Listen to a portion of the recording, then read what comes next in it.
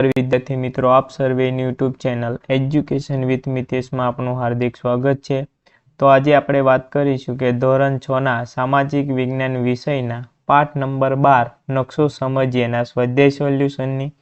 તો ચાલો આપણે વિડીયોને ચાલુ કરીએ। વિડીયોને ચાલુ કરતાં પહેલાં તમને એક નમ્ર અપીલ છે કે જો તમને આ વિડીયો પસંદ આવે તો લાઈક કરજો, શેર કરજો અને અમારી આ ચેનલને સબસ્ક્રાઈબ કરજો। प्रश्न नंबर 1 के नीचे आपेली खाली जग्याओं ने योग्य शब्द वडे पूरो। तो प्रथम है कि मेपामूडी खाली जग्या भाषानो शब्द है। तो मेपामूडी ए लेटिन भाषानो शब्द है। बीजू है कि नक्शाना मुख्य खाली जग्या अंगो है। तो नक्शाना मुख्य 3 अंगो है।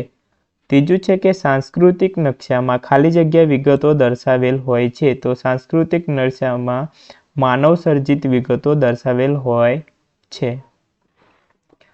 प्रश्न नंबर 2 नीचे अ विभागनी विगतो सामे ब विभागनी विगतोने जोड़ो। तो आपणे अ विभागनी विगतोमां जोईए तो आ चिन्ह ए प्रमाण माप दर्शावे छे। जो बीजा नंबरनुं चिन्ह एटले के पोस्ट ऑफिस, तीजा नंबरनुं चिन्ह छे जे नक्शामां उत्तर दिशा दर्शावे छे।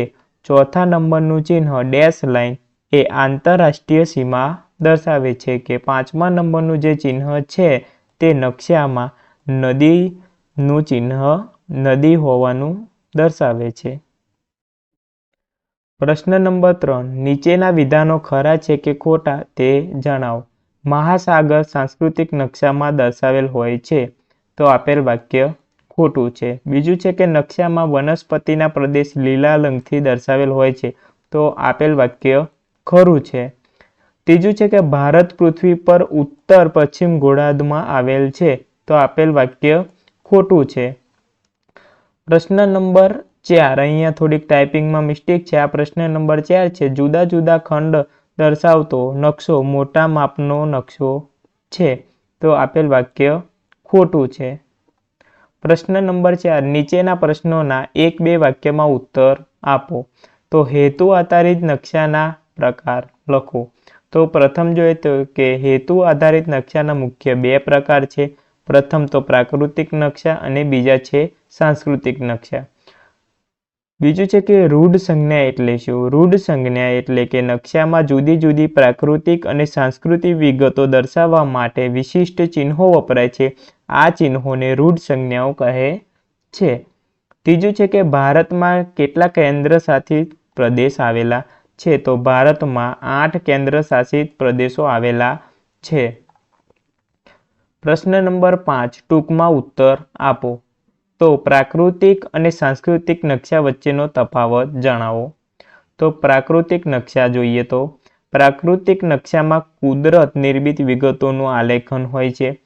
आ नक्शा में पर्वतों, उच्च प्रदेशों, मैदानों, नदीओ, महासागरों वगैरह पृथ्वीना प्राकृतिक भूमि स्वरूपों दर्शाववामां आवे छे। वन्य प्राणीओ, वनस्पति, जंगलों, खनिज वगैरहनुं विवर्तन दर्शावता नक्शाओ प्राकृतिक नक्शाना भाग छे।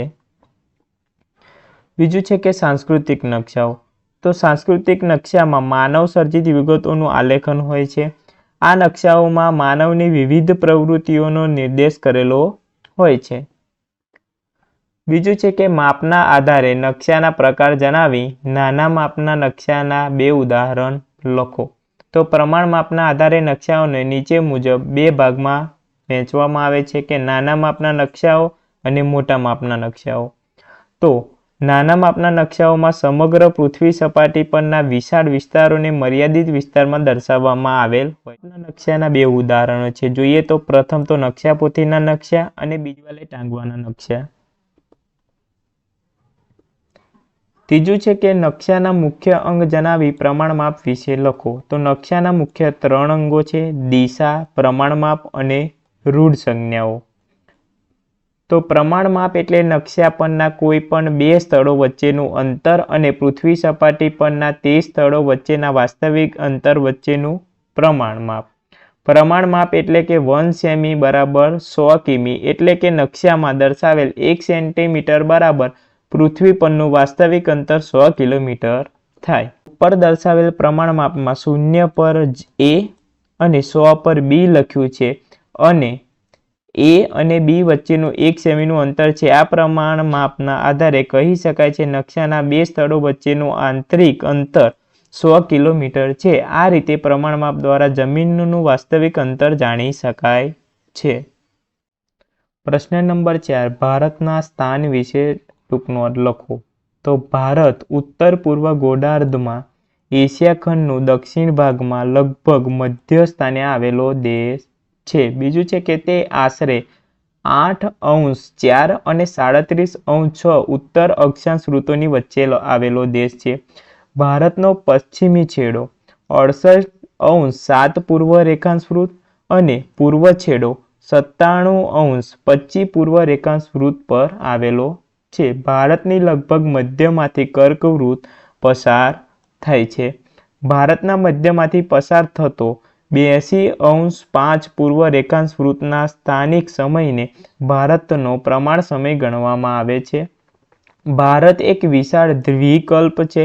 તેની પશ્ચિમે અરબ સાગર, દક્ષિણે હિન્દ મહાસાગર અને પૂર્વ બંગાળનો ઉપસાગર એટલે કે બંગાળની ખાડી આવેલી છે. ભારતની વાયવ્ય સીમાએ એટલે કે પાકિસ્તાન અને અફઘાનિસ્તાન, ઉત્તર સીમાએ ચીન, નેપાળ અને ભૂતાન આવેલા છે. પૂર્વ સીમાએ બાંગ્લાદેશ અને મ્યાનમાર આવેલા છે તથા દક્ષિણે શ્રીલંકા જેવા દેશો આવેલા છે. ભારતની ઉત્તરે હિમાલય પર્વતમાળા આવેલી છે.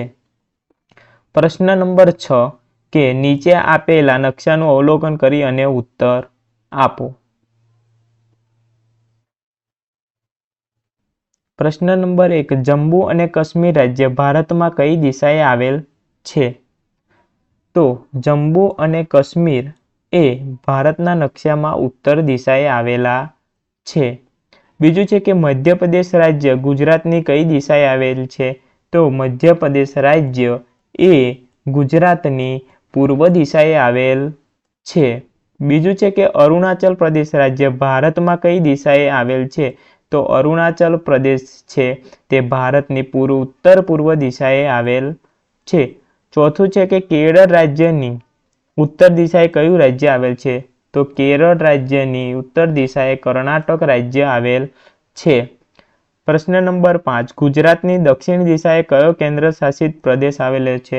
તો ગુજરાતની દક્ષિણ દિશાએ દમણ કેન્દ્ર શાસિત પ્રદેશ આવેલો છે. થેન્ક યુ વિદ્યાર્થી મિત્રો. જો તમને આ વિડીયો પસંદ આવ્યો હોય તો લાઈક કરજો, શેર કરજો અને અમારી આ ચેનલને સબસ્ક્રાઈબ કરજો. જય હિન્દ.